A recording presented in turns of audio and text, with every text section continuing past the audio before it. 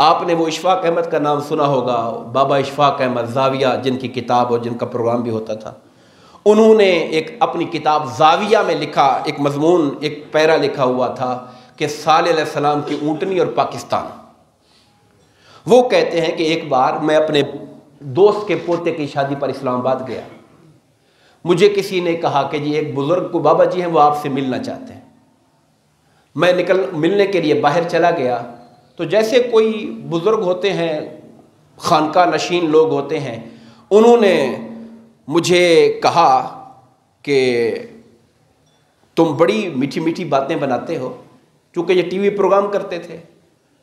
اور بڑی مٹھار قسم کی باتیں بناتے ہو، سناتے ہو، میں تمہیں وارن کرتا ہوں۔ او بابا کہہ رہا ہے وارن، یہ وارننگ جو ہوتی ہے، وارننگ، خبردار کرتا ہوں، میں تمہیں وارن کرتا ہوں، تم لوگ بہت بے خیال ہو گئے ہو، تم لوگوں نے توجہ دینا چھوڑ دی، اور میں تمہیں بتاتا ہوں کہ یہ پاکستان ایک معجزہ ہے، یہ جغرافیائی حقیقت نہیں، یہ ایسے ہے جیسے حضرت صالح کی اونٹنی تھی۔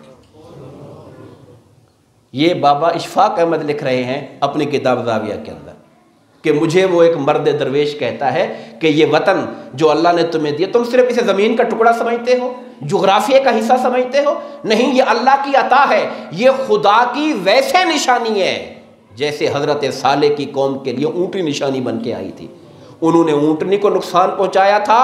تو اللہ کی ناراضگی کا شکار ہوئے، تم اس ملک کو اگر نقصان پہنچاؤ گے تو خدا سے بے نیاز نہ ہونا۔ میں تمہیں وارن کر رہا ہوں اس بات کے بارے میں۔ اب یہ انسان کے اپنے یقین کے لیول کی اور اپنے ایک